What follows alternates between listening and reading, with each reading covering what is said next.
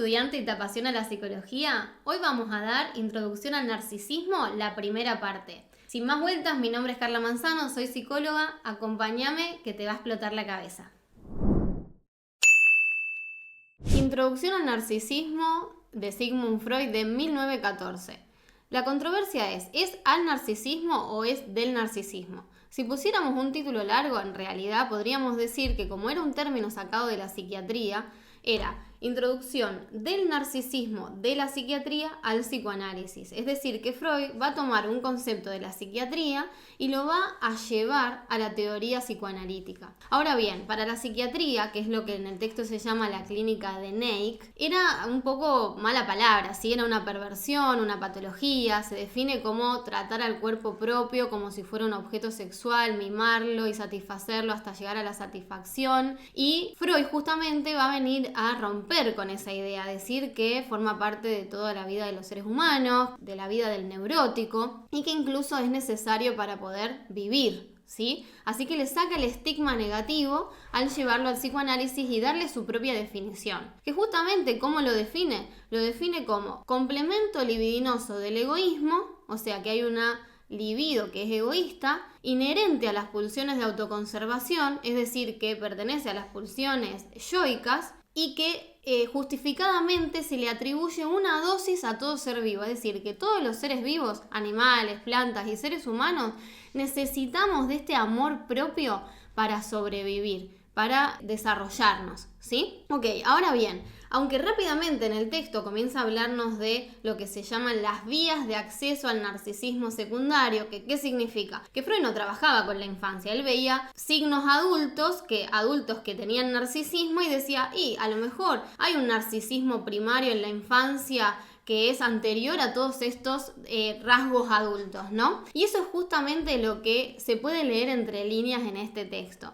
Es un texto muy importante porque podemos entender lo que es la constitución del yo. ¿Cómo pasamos de no haber un yo a tener un yo constituido? Porque el yo es una instancia en constante devenir, es decir, que va a irse desarrollando a todo lo largo de la vida. Para eso lo podemos dividir en diferentes etapas.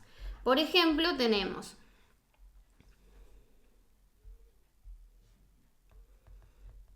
bien. La primera etapa es el autoerotismo, que es cuando aún no hay diferencia entre yo y no yo, coincide con lo que es la fase oral, es decir, que hay primacía de la oralidad, da más satisfacción la oralidad en los bebés y el bebé aún no sabe que él es él, es decir, que es una pura sensación corporal en el que se dice que hay un cuerpo fragmentado, es decir, dividido en zonas erógenas, zonas que me dan satisfacción.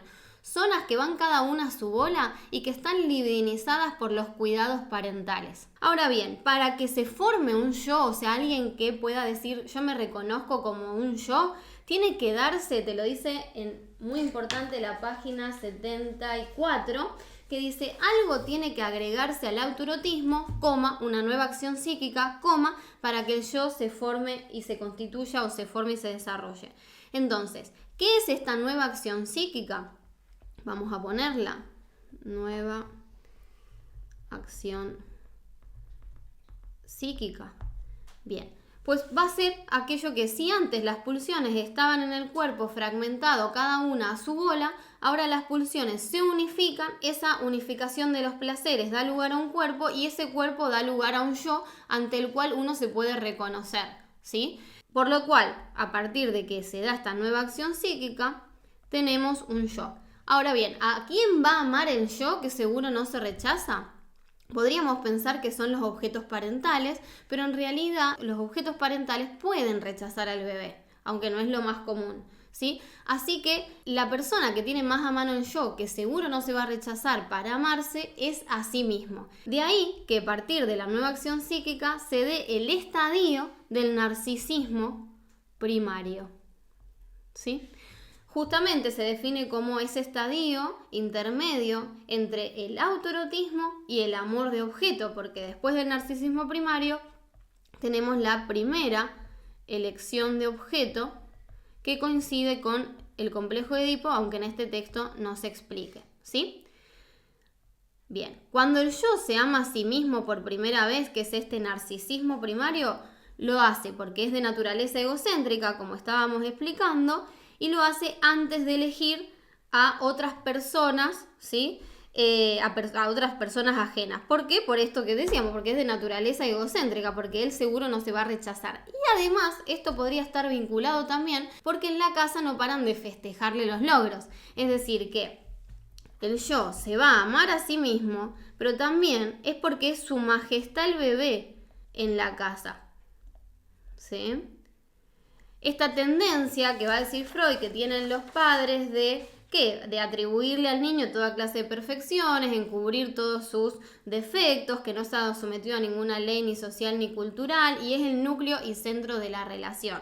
¿Sí? Momento además en el que se va a conformar el yo ideal, justamente. Acá pasan un montón de cosas. ¿Por qué? Porque el yo ideal, te dice, está constituido por el amor a sí mismo del que gozaba el yo real en la infancia, o sea, el yo de ese momento, que se relaciona con el narcisismo parental. ¿Por qué? Porque dice, igual que vos, los padres tuvieron narcisismo, queremos que nuestro hijo también lo tenga. Entonces dice que es el narcisismo revivido y reproducido de los padres en el niño, ¿no? Como resultado de un amor que es tan infantil en el fondo, es decir, que es bastante desinteresado, ¿no? El amor que dan un padre a un hijo es como sin querer recibir nada a cambio en algún punto. Y buscan que su hijo cumpla los sueños y deseos irrealizados de ellos. Sin dudas, acá esto coincide, esta nueva acción psíquica con el narcisismo primario que pasan como al mismo tiempo, pero una detrás de la otra, se va a relacionar con la fase sádico-anal, que eso se da en el texto de 3 ensayos, porque ya hay diferencia entre yo y no yo, para que no se pierdan.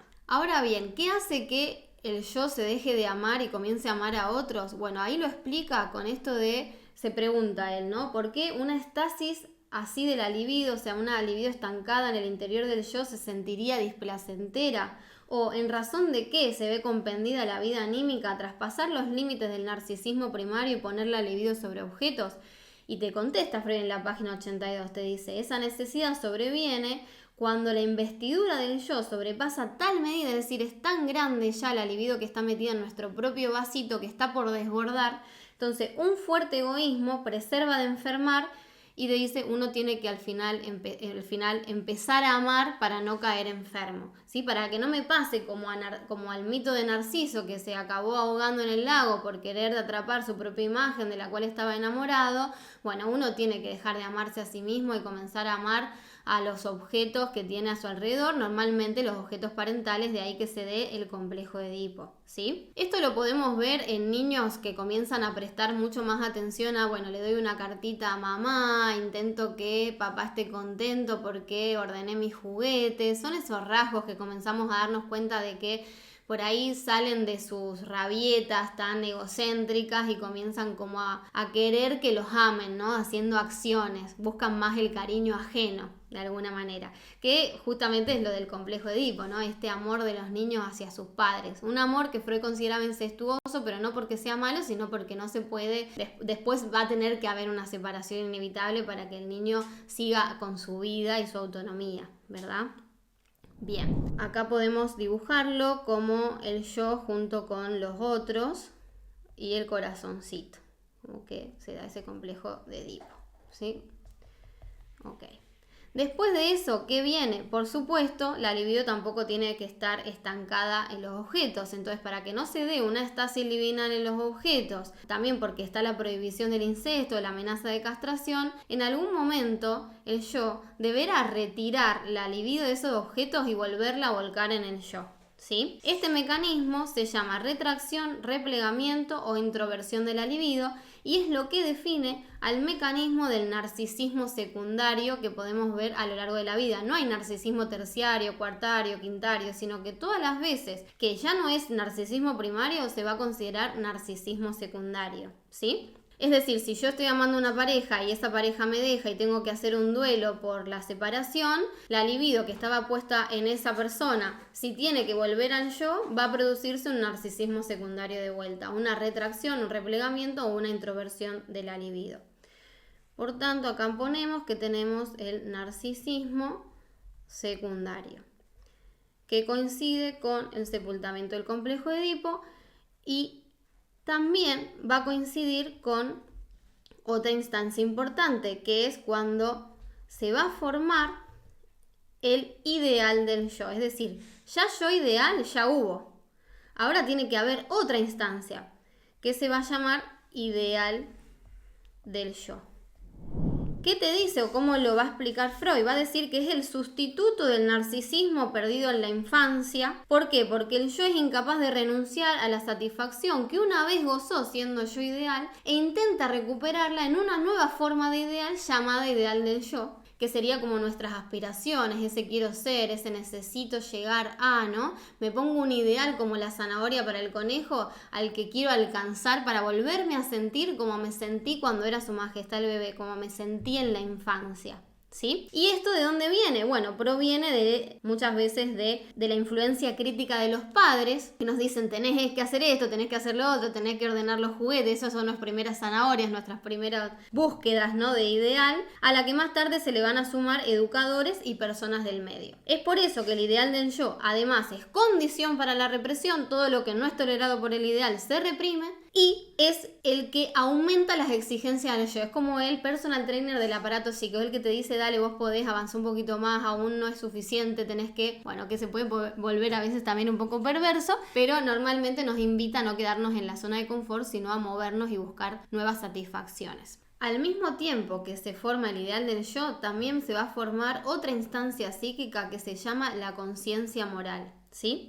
Es una instancia psíquica encargada de medir al yo real, o sea, el yo actual, el que tenés ahora, con el ideal del yo. ¿Y eso qué va a hacer? Que nos va a juzgar, es decir, si vos querés recibirte y estás estudiando, es decir, si cumples, ¿qué va a pasar? Que te va a aumentar la gratificación y el sentimiento de sí de la persona, que es lo que podemos traducir como autoestima, ¿sí? Ahora bien, si vos te querés recibir, pero no te estás poniendo nunca a estudiar y estás viendo Netflix todo el día, por supuesto no cumplís, ¿sí? Y lo que va a hacer es aumentar la frustración y rebajar el sentimiento de sí de la persona. Esto no lo tomemos como una medida, puede ser que la conciencia moral esté muy desregulada, vos te estás poniendo todos los días, pero aún así la conciencia moral te da con un caño y esto también se trabaja bastante en terapia, ¿sí? Ok, al igual que puede ser un dato curioso que puedan entender también un poco menos técnico a este texto, es que ¿cómo sé yo la cantidad de libido yoica, de libido de objeto, ¿no? Que estoy destinando a mí misma o a los demás? Esto lo vemos en la clínica a partir del discurso. Es decir, si la persona está todo el rato ensimismada en explicar cosas sobre sí misma y sobre su propia persona y su enroscamiento mental, y bueno, va a tener una cuota de narcisismo más alta. Ahora sí, a su vez que habla de sí misma, también pone la conversación, pone énfasis en la facultad, en los padres, en la mascota, en un viaje, en tal amigo que le pasó tal cosa. Bueno, ahí vemos una diferenciación, ¿no? De cuánta cuota de libido está poniendo en los demás y cuánta cuota la pone en sí mismo. Esto es más que nada para que entiendan que dice, cuando hay narcisismo, la libido yoica y la libido objeto se vuelven indiferenciadas para el análisis, te dice.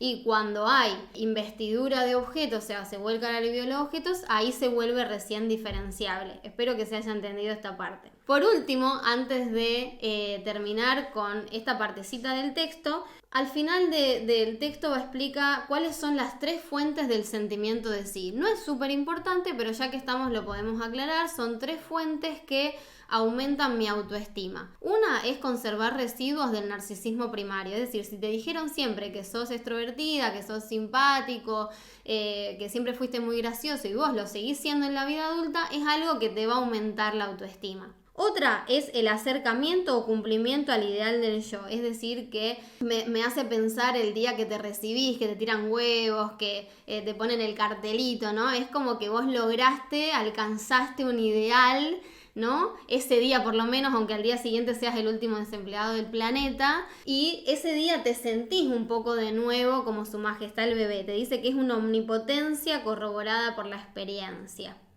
Y 3, la correspondencia amorosa, es decir, la satisfacción de la libido de objeto, que es tan sencillo como decir que te ame quien vos amás y te aumenta un poco el amor propio y la autoestima. Para terminar esta partecita del texto, que sería como para mí la más interesante porque es la que se puede leer entre líneas, terminemos la línea del tiempo.